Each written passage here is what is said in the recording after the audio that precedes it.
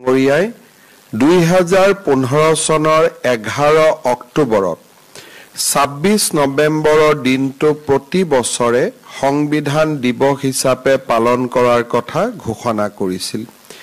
সেই বছৰৰে 19 নৱেম্বৰত কেন্দ্ৰীয় চৰকাৰে অধিসূচনা জাৰি কৰি এই উদযাপনক আনুষ্ঠানিকতা প্ৰদান কৰে। আজি উদযাপিত সংবিধান দিৱসৰ এই পবিত্ৰ দিনটোত মই মহান স্বাধীনতা সংগ্ৰামী আৰু সংবিধানৰ খচৰা সমিতিৰ অধ্যক্ষ ডক্টৰ বি.এড. আম্বেদকাৰ প্ৰমুখ্যে প্ৰতিগৰাকী সংবিধান সভাৰ সদস্যৰ প্ৰতি গভীৰ শ্ৰদ্ধা নিবেদন কৰিছোঁ। স্বাধীনতা সংগ্ৰামৰ যিসকল অক্লান্ত সেনানীৰ অসীম ত্যাগৰ ফলত আমি স্বাধীনতা লাভ কৰিলোঁ, তেওঁলোককো এই মুহূৰ্তত মই আকৌ এবাৰ শ্ৰদ্ধাৰে স্মৰণ কৰিছোঁ। দেশবাসীকো আজিৰ সংবিধান দিৱসৰ আন্তৰিক অভিনন্দন জনাইছোঁ। ভাৰতৰ সংবিধান প্ৰণয়নৰ ইতিহাস লক্ষ্য কৰিলে দেখা যায় যে 1946 চনৰ 5 দশক পূৰ্বে অৰ্থাৎ 1895 চনত ভাৰতত সংবিধান ৰচনাৰ প্ৰথম প্ৰয়াস চলিছিল।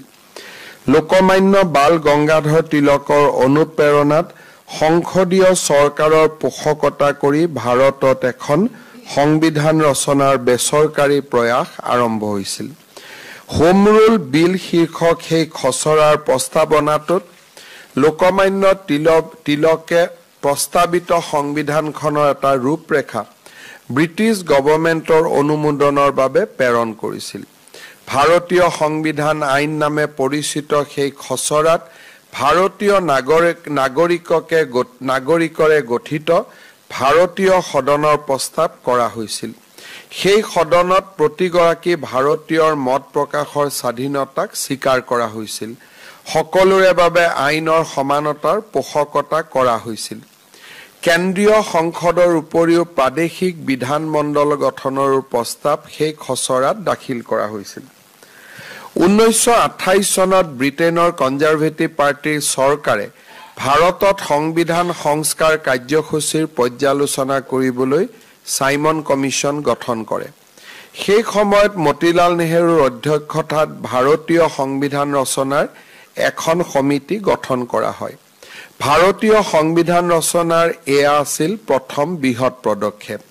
সেই সমিতিৰ প্ৰতিবেদনত ভাৰতক এখন স্বাধীন ৰাষ্ট্ৰৰ মৰ্যাদা প্ৰদানৰ পোষকতা কৰি প্ৰস্তাৱিত সংবিধানখনৰ এটা ৰূপৰেখা দাখিল কৰা হয়। 1935 চনত ব্ৰিটিছ সংসদে 1919 চনৰ আইনখন বাতিল কৰি তাৰ ঠাইত ভাৰত চৰকাৰ আইন 1935 প্ৰণয়ন কৰে। এই নতুন আইনৰ অধীনত ভাৰতত প্ৰথমবাৰৰ বাবে ভাৰতীয়সকলৰ প্ৰতি দায়বদ্ধ এখন চৰকাৰৰ প্ৰস্তাৱ ৰখা হয়। আইনত যুক্তৰাষ্ট্ৰীয় চৰকাৰৰ ব্যৱস্থা সন্নিৱিষ্ট কৰা হয়। দেশীয় ৰাজ্যসমূহে একোখন চুক্তিৰ জৰিয়তে ভাৰত যুক্তৰাষ্ট্ৰত চামিল হোৱাৰ ব্যৱস্থা সম্বলিত এই আইনখনেই হৈছে মূলতঃ আধুনিক ভাৰতীয় শাসন ব্যৱস্থাৰ আধাৰস্বৰূপ। 1946 চনৰ কেবিনেট মিছন প্লেনৰ অধীনত গঠিত সংবিধান সভাত অসমেও গৌৰৱময় যোগদান আগবঢ়াইছিল। ব্ৰিটিছ ভাৰতত অসম প্ৰদেশৰ প্ৰধানমন্ত্ৰী ছৈয়দ মহম্মদ ছাদুল্লা আছিল ভাৰতৰ সাংবিধান সভাৰ সদস্য আৰু তেখেত ভাৰতৰ সংবিধান সভাৰ খচৰা সমিতিৰো সদস্য আছিল। আনহাতে লোকপ্ৰিয় গোপীনাথ বৰদলৈ সংবিধান সভাৰ 8খন উপসমিতিৰ এখন উত্তৰ পূব সীমান্তৰ জনজাতি প্ৰধান অঞ্চল আৰু অসমৰ বহিৰ্ভূত তথা আংশিকভাৱে বহিৰ্ভূত এলেকা উপসমিতিৰ অধ্যক্ষতা কৰিছিল। আধুনিক ভাৰতৰ ৰূপদান কৰাৰ ক্ষেত্ৰত দেশৰ সংবিধানৰ অপৰিসীম ভূমিকা আছে। আমাৰ ভূখণ্ডৰ ন্যায়ৰ মূল আধাৰস্বৰূপ সংবিধানখন প্ৰণয়নৰ প্ৰক্ৰিয়া পৰিচালিত হৈছিল ভাৰতৰ সংবিধান সদনৰ চেণ্ট্ৰেল হলত। 1946 চনত কেবিনেট মিছন প্লেনৰ অধীনত গঠন কৰা সংবিধান সভাই ভাৰতৰ সংবিধানক প্ৰস্তুত কৰিছিল। কেবিনেট মিছনে নিৰ্ধাৰণ কৰি দিয়া নীতি নিয়মৰ আধাৰত প্ৰাদেশিক বিধানসভাৰ সদস্যসকলে পৰোক্ষ নিৰ্বাচনৰ জৰিয়তে সংবিধান সভাৰ সদস্যসকলক বাছনি কৰিছিল।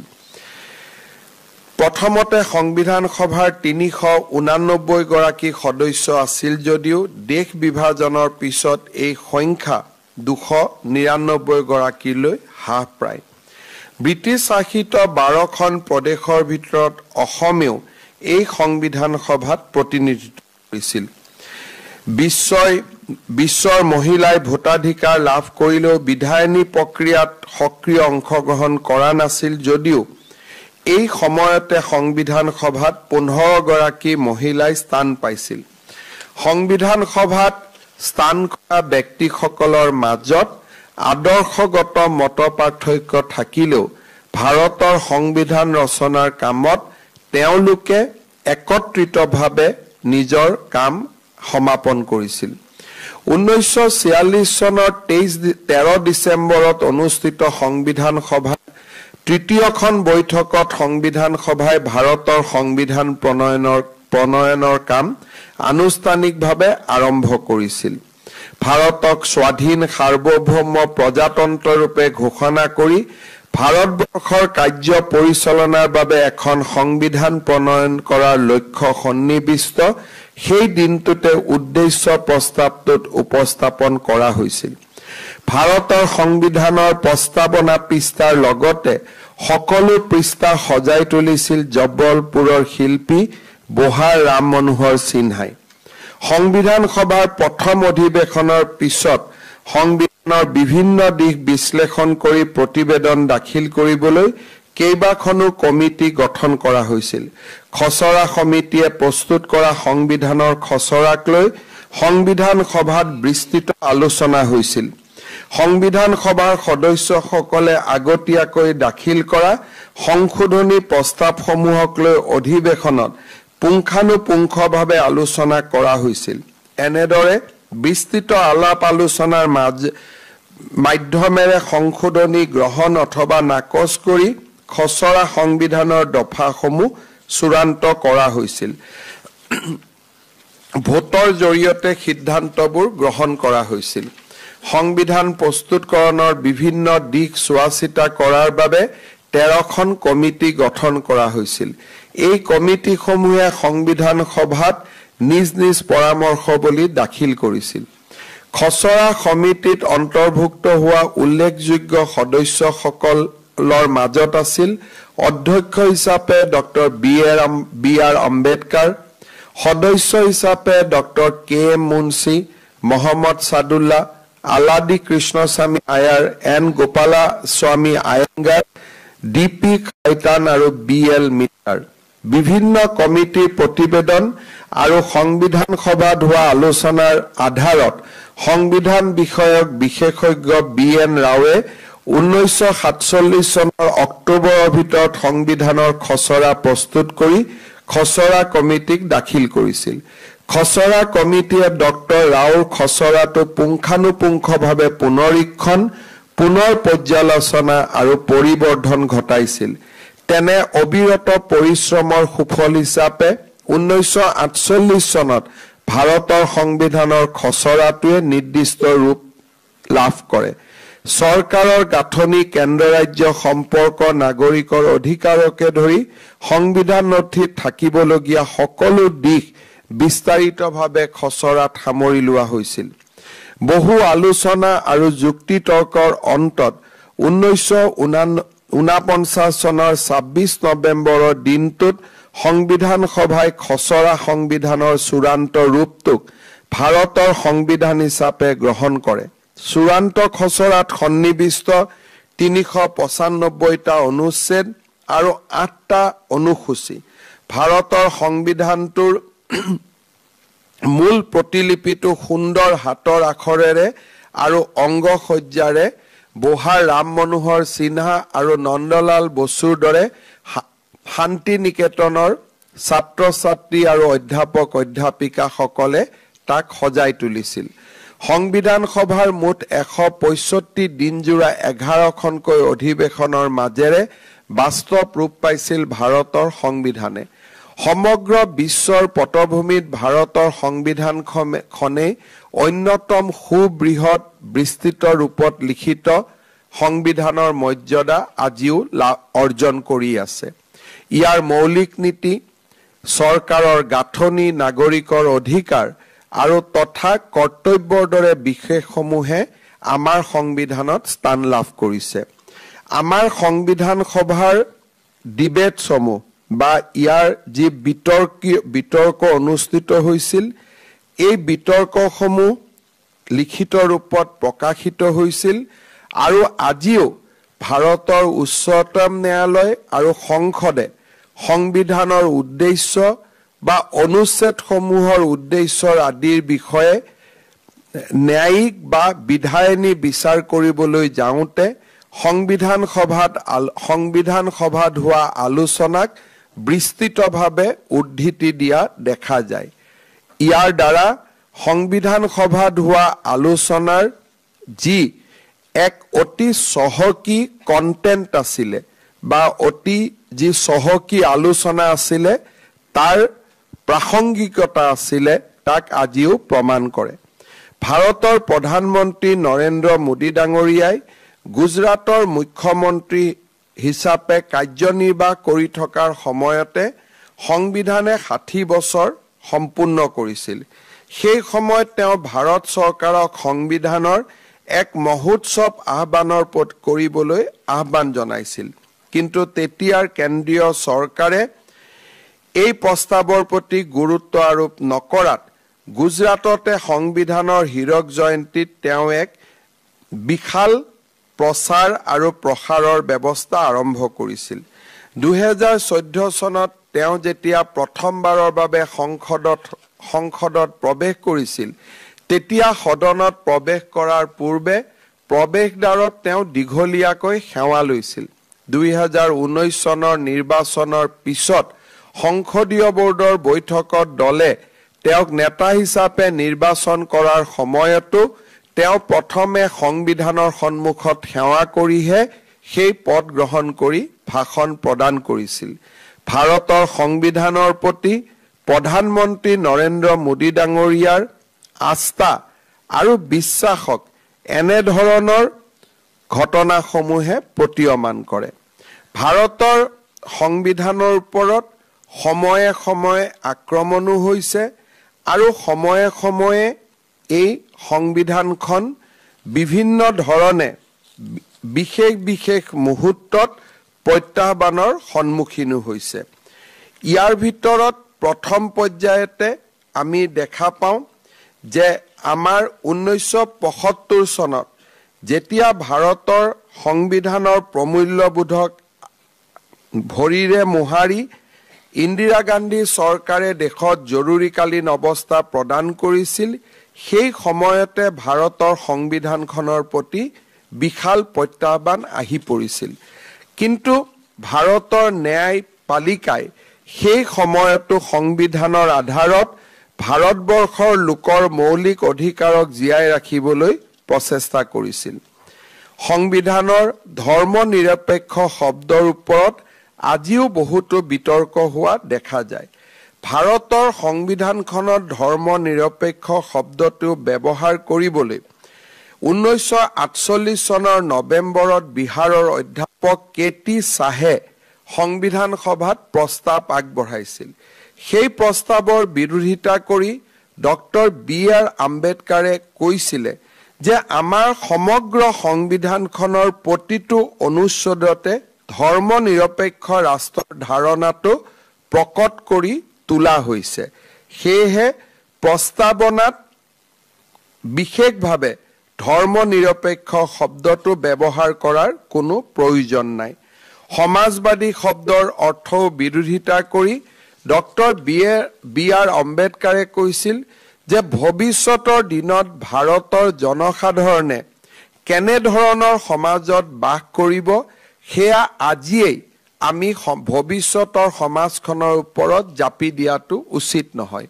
সেয়েহে ডক্টৰ বি.আৰ. আম্বেদকাৰে সংবিধানৰ প্ৰস্তাৱনাত ধৰ্ম নিৰপেক্ষ আৰু সমাজবাদী এই দুইটা শব্দৰে সংলগ্নকৰণৰ বিৰোধিতা কৰিছিল আৰু সংবিধান সভাই ডক্টৰ বি.এড. আম্বেদকাৰৰ প্ৰস্তাৱক সমৰ্থন কৰি সংশোধনী প্ৰস্তাৱক নাকচ কৰিছিল। পৰৱৰ্তী সময়ত 1976 চনত জৰুৰী অৱস্থাৰ সময়ত দেশৰ সংবিধানৰ 42তম সংশোধনীৰ জৰিয়তে সাৰ্বভৌম গণতান্ত্ৰিক প্ৰজাতন্ত্ৰৰ ঠাইত সাৰ্বভৌম সমাজবাদী ধৰ্মনিৰপেক্ষ গণতান্ত্ৰিক প্ৰজাতন্ত্ৰ কৰা হৈছিল আৰু ৰাষ্ট্ৰৰ ঐক্য শব্দযুগলৰ সংশোধনী গতাই ৰাষ্ট্ৰৰ ঐক্য আৰু সংহতি কৰা হৈছিল। সেয়া আছিল সংবিধানৰ প্ৰস্তাৱনাটোৰ প্ৰথম সংশোধন। ইয়াৰ পিছত সংবিধানৰ প্ৰস্তাৱনাটোৰ আজিলৈকে সংশোধন হোৱা নাই। আমাৰ ভাৰতবৰ্ষৰ যদি আমি চিভিলাইজেশ্যনলৈকে চাব যাওঁ, আমি যদি ভাৰতীয় সভ্যতালৈ চাব যাওঁ, ভাৰতৰ সংবিধানখন হৈছে আমাৰ 5000 বছৰৰ সভ্যতা আৰু সংস্কৃতিৰ যিটো মূল ভেটি, সেই মূল ভেটিটোৱে আমাৰ সংবিধান সভাই গ্ৰহণ কৰিছিল।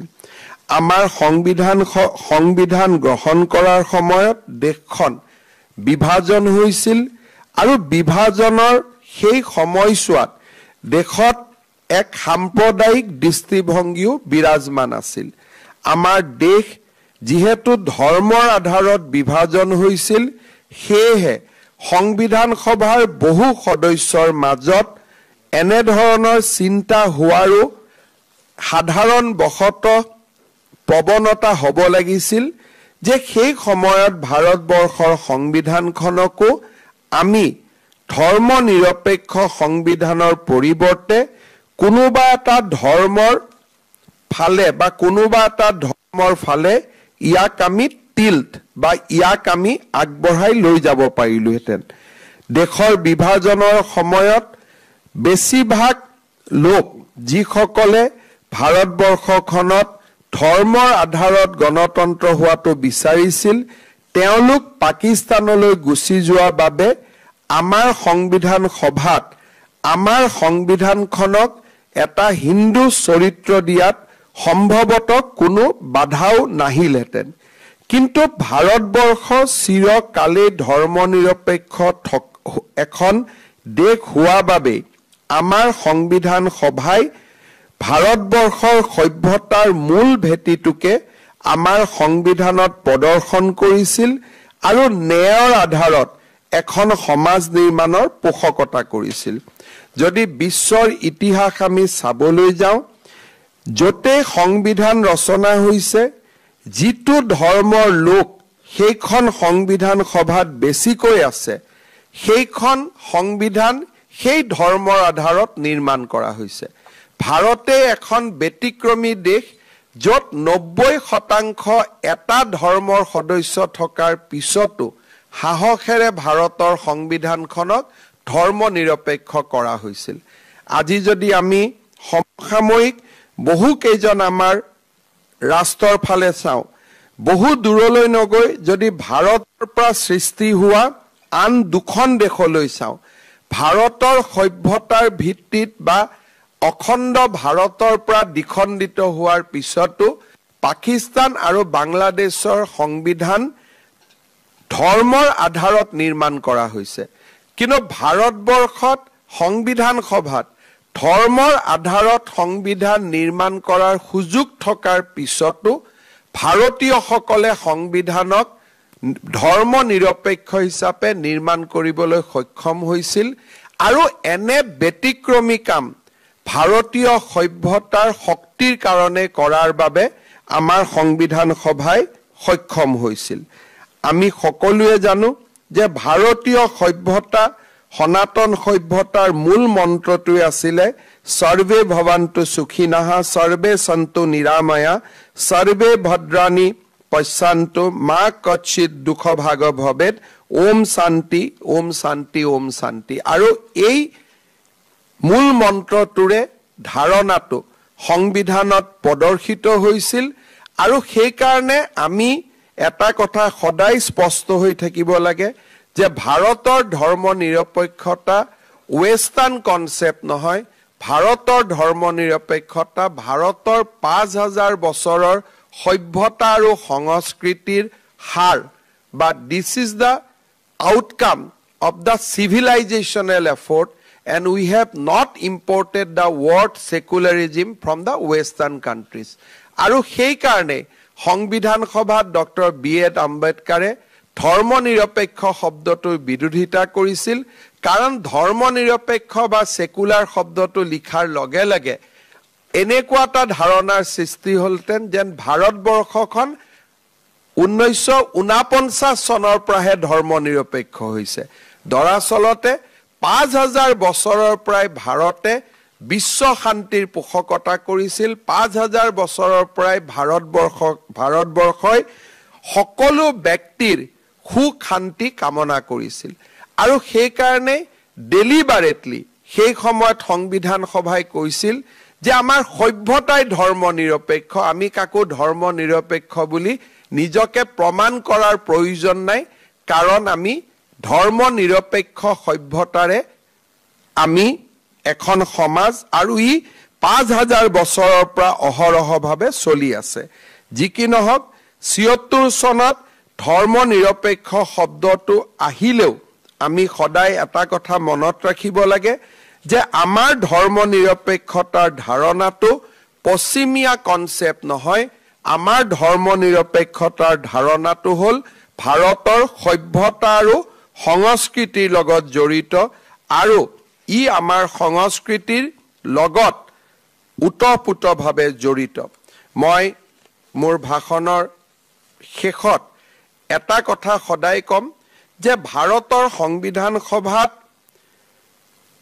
Doctor B.Ed. আম্বেদকাৰে যেতিয়া শেষ ভাষণটো দিছিল আৰু মোৰ মতেদি দ্যাট ওয়াজ দ্য মাষ্টাৰপিস সেই ভাষণটো আমি যেতিয়া শুনো বা সেই ভাষণটো যেতিয়া আমি পঢ়ো তেতিয়া আমাৰ গোটেই সংবিধানৰ সাৰমৰ্মটো উপলব্ধ কৰিব পাৰো তেখেতে 1949 চনৰ 25 নৱেম্বৰত ডক্টৰ বি.এড. আম্বেদকাৰে শেষ ভাষণটো দিছিল তেখেতে কৈছিলে I feel however good a constitution may be it is sure to turn out bad because those who are called to work it happen to be a bad lot however bad a constitution may be it may turn out to be good if those who are called to work it happen to be a good lot অৰ্থাৎ সংবিধান খন যদি বেয়াও হয় কিন্তু সংবিধানখনক যি সকলে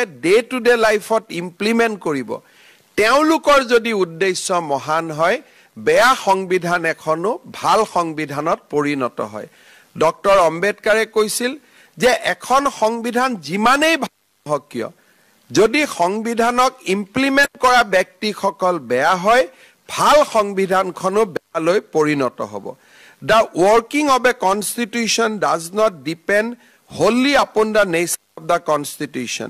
A constitution can provide only the organs of the state, such as legislature, the executive, and the judiciary.